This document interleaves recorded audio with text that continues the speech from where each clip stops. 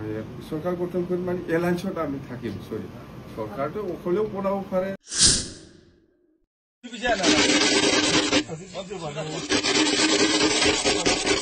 UPPL আৰু BPF দুইটাটো একেলগে এনেও থাকিব নোৱাৰে গতিকে সময়ত আমি যি সিদ্ধান্ত ল'ব লাগে আমি ল'ম खुलुमबाय बयखौबो फिन खनसे गोदान भिडिअ बारायलायबाय दा लोगोफोर बे समाव नोंथांमोननि गेजेराव गोनांथार माखासे आपडेट लानानै फैलायबाय दा नोंथांमोना भिडिअखौ जोबजासिम नायलां दा जों नुबाय थादों ससियेल मिडियायाव गोबां माने सावरायलायनाय गोबां माने गावजों गाव दान्थे बिदान्थे जालायनाय थांनाय BTC जे इलेक्शनखौ लानानै जे इलेक्शन समाव BPF UPPL BJP नि गेजेराव गोबां दाङाबाजि पलिटिकल्सखौ लानानै आरो गोबां नारा नाथा जुजिनायनि गेजेरजों BPF आ सिंगल मेजरिटी लानानै सरकार दानो हानाय माने गोहोखौ मोनबाय दा बे बाथ्राखौ लानानै जोंनि रायजो राजाफोरनि गेजेराव मोनसे सोंथिया जाबाय थादों जे रिजाल्ट जाखांनायनि उनाव BJP आरो BPF नि गेजेराव मोनसे खौसे जानायनि बा एलायन्स जानायनि जे बाथ्राया ओंखारबाय थादों बे बाथ्राया थारैनो बेसेबां सैथो नोंथांमोना जुदि नैबे भिडिअखौ जोबजासिम नायलांब्ला थारैनो बाथ्राखौ बुजिगोन आरो बिनि गेजेराव आं नोंथांमोननो गुबुन मोनसे आपडेट होगोन जे UPPL नि माखासे दैदेनगिरिफोरनि सावगारिखौ लानानै प्रमद बर'नि माखासे बेनार पस्टारफोरखौ BPF नि माखासे सोद्रोमाफ्रा हुगारनाय गाज्रि पस्ट खालामनाय नै बिनिबो बाथ्राखौ आं नोंथांमोननि गेजेराव फोरमायगोन दा आसा खालाम नोंथांमोना भिडिअखौ जोबजासिम नायलां गोदान शिफ्ट फैबाय हाग्रामा महिलार सारा माने जोंनि BTC खौ सालायनो गोहोखौ मोनफिनबाय 17 बोसोर सिगाङाव सालायखांबाय आरो फिन नैबे 5 बोसोरनि थाखाय हाग्रामा महिलारि सार बिथाङा BPF दोलोआ माने खाबु मोनबावबाय दा बे खाबु मोननाय समाव थांनाय साननैसो सिगां गावसोरनि दोलोखौ लानानै बा BPF हान्जानि दोलोआ मोनसे PMG सावराय जुथुमा जादोंमोन बेवहाय माखासे बाथ्रा फोरमायदोंमोन जे हाग्रामा महिलारि सार बिथाङा जे UPPL आरो BPF मालाबाबो खौसे जानो हाया आरो BJP आ जुदि थागोनब्लाबो UPPL आ जुदि NDA खौ गारनानै इन्डिया मोनसे जोंनि इन्डियानि मोनसे पलिटिकल्स माने जथायनानै दानाय सरकार जाय नेशनेल डेमोक्रेटिक एलायन्स पार्टी बियो बे गासैखौबो लाफानानै मोनसे पार्टी जानाय बे पार्टीया सरकार दा जोंनि इन्डियायाव सोलिबाय थादों अनलि BJP ल' नङा दायो जोंनि भारतआव सोलिनाय सरकारा जाहैबाय NDA सरकार national democratic alliance party tabla हाग्रामा महिलार सार बिथाङा बुंदोंमोन जे जुदि UPPL आ NDA खौ नागारनानै थाङो बा BJP खौ गारो अब्लानिया हाग्रामा महिलार सार बिथाङा BJP खौ लाफागोन BJP जों थाफानानै खामानि मावगोन आरो अलरेडि फोरमायखादों बिथाङा जोंनो BTC आव खामानि मावनो थाखाय मामानि गोनांथि दङ माने मुख्यमन्त्रीनि CM नि गोनांथि दङ होननानै अलरेडि नोंथांमोना मिथिखादों आरो बेखौनो लानानै मानगोनां आसामनि CM जोंनि रायजो सोरखारनि CM मामा बिथाङाबो अलरेडि माखासे बाथ्राखौ क्लियार खालामना होबाय जे नोंथांमोना नैबे ससे भिडिअ क्लिपखौ नाय आरो मानगोनां हाग्रामा महिलारि सार बिथांनिबो ससे भिडिअ क्लिपखौ नायग्रो बिनि उनाव बाथ्राखौ फोरमायगोन आरो नेक्स्ट आपडेटखौबो आं नोंथांमोननो होगोन नोंथांमोना नैबे ससे भिडिअ क्लिपखौ नायनानै लाग्रो सीधा कथा UPPL থাকিলে BPF নাথাকিব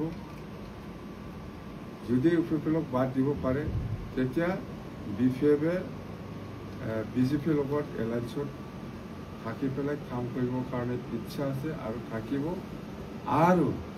আমাৰ কিছুমান ডিমান্ডছ আছে BTC উন্নয়নৰ স্বাৰ্থত সেইখিনি নিশ্চয় BJP আমাক সহায় কৰিব বুলি আমি আশা কৰি আজি আমাৰ কোনো আপত্তি নাই NDA থাকাৰ সেইখিনি ডিসিশন আমাৰ মাজত আহি UPPL আৰু BPF দুইটাটো একেলগে এনেও থাকিব নোৱাৰে গতিকে সময়ত আমি যি সিদ্ধান্ত ল'ব লাগে আমি ল'ম UPPL আৰু BPF আৰু BJP তিনটাটো চৰকাৰত থাকিব নোৱাৰে চৰকাৰতো দুজনেই থাকিব লাগিব বা এটা পাৰ্টিত দুটা দলে থাকিব পাৰিব তিনটা দলটো নোৱাৰে গতিকে যি সিদ্ধান্ত ল'ব লাগে আমি সময়ত লৈ গৈ থাকিম थारैनो नोंथांमोना बेवहाय बुजि मोनबाय हाग्रामा महिलारि सार आरो सीएम हिमन्त मामा सार बिथां सानैनि जे बाथ्राया एसेब्लाबो नोंथांमोननि हमदांनायाव जे गोरोबनाय बायदि मोनदों।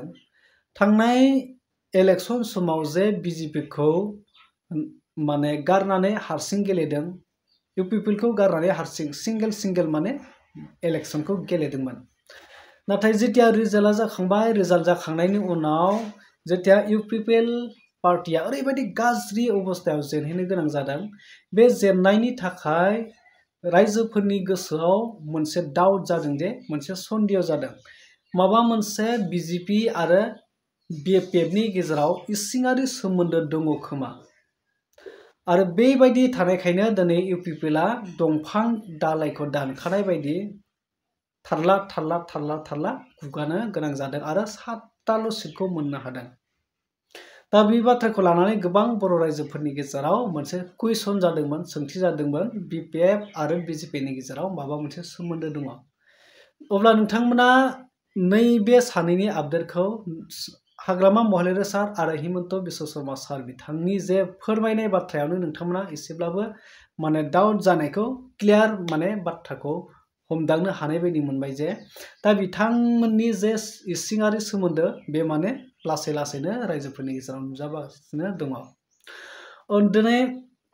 मामाया बुंदों जे बिपिएफ आरो इउपिपिएलआ मालाबाबो ज' जानो हाखाया। बे बाथ्राया सैथो, मामा बुंनाय बाथ्राया बे सैथोखा। बिथाङा मिथिखायो जे मामाया बर'फोरनि पलिटिक्सआ मालाबाबो खौसे जानो हाखाया, बर'फोरा मालाबाबो जयै सरकार दानो हाखाया,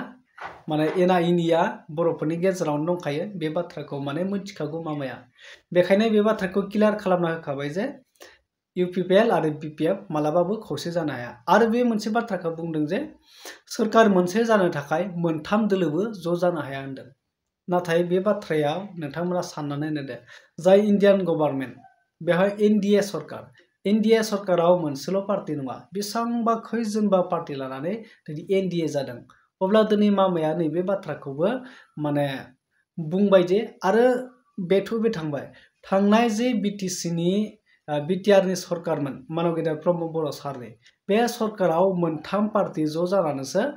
बिटिआर सरकारखौ सालायदोंमोन, जेरै इउपिपिएल, बिजेपि आरो जेएसपि मोनथाम दोलोंजों ज' जानानैसो सरकारखौ सालायदोंमोन। अब्ला नैबे बाथ्राखौ मामाया फोरमायबाय जे मोनथाम दोलो ज' जानो हाया सरकाराव। अब्ला बिथांमोननि टारगेटआ जाहैबाय हाग्रामाजों आरो हेमन्तजों ज' जानानै नैबे बिटिसिखौ सालायनाय। आरो माखासे गोबांथार बाथ्रा दङ, जे हाग्रामाया माखासे खोथा होनायफोर दङ, बैफोरखौ मावफुंनो हानायनि थाखाय बा मावफुंनांगौब्ला सीएमनि माने हेफाजाब नांगोन बा हिमन्त मामानि हेफाजाब नांगोन। नैबे बाथ्राखौ बिथांमोना माने हमदांनानै माने मिथिखायो जे सिगाङाव बिथांमोना सिरि खोथा खोमानानै दोननायफोरखौ मावफुंनो थाखाय हिमन्त नङाब्ला बिथांमोना हानाय नङा।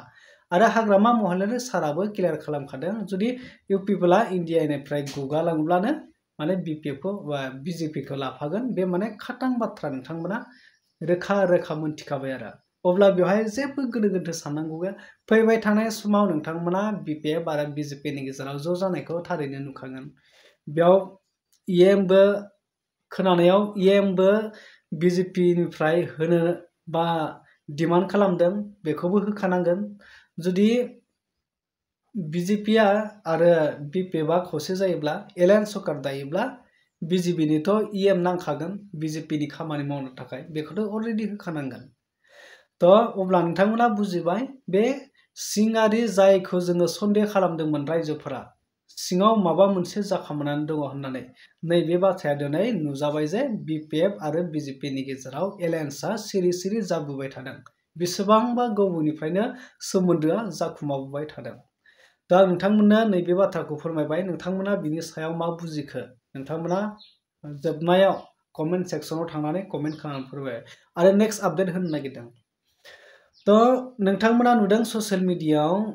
माखासे बिपिएफनि वर्कार्सफोर, दैदेनगिरिफोरा, माखासे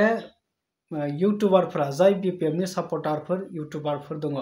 आरो एआइ फट' एडिटरफोर दङ, बिथांमोना इउपिपिएल दोलोनि बा बर'नि माखासे लिडारफोरखौ ओरैबायदि गाज्रि गाज्रि जाय इउजि ब्रह्म सारखौ मोनसे डास्टबिन जायगायाव बा दाखोर गारग्रा जायगायाव सियार टेबोल सिफायना दोनथुमनाय जायगायाव इउजि ब्रह्मनि सावगारिखौ लांनानै दोनहैनाय दलद दोनहैनाय आरो मोनसेया नैबे ससे भिडिअ क्लिपखौ नाय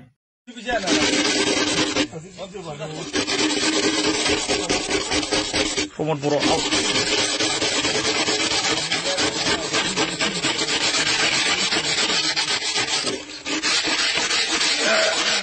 प्रमद बर'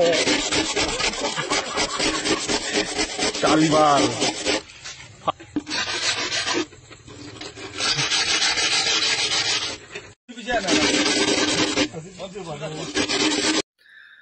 थारैनो नोंथांमोना बेवहाय बुजिबाय जे प्रमद बर'नि माखासे लिरनाय खामानि मावनायनि बा डेभेलपमेन्ट माखासे खामानि मावनायनि बेनार पस्टार होनायमोन प्लेट दङ बेखौ माने ब्रासजों हुख' माने प्रमद बर'नि नामखौबो खोमोरनो नागिरदों अनलि बे प्लेटनि नाम्बारखौल' खोमोरनानै मा मुलाम्फा जानो मा जानो मानसियाथ' दङना हायोब्ला मानसिखौबो खोमोर प्लेटखौ खोमोरनानै बे नामखौल' खोमोरनानै मा जानो हायोब्ला प्लेटखौबो खोमोर बे बाथ्रा अब्ला नोंथांमोना सानदो जुदि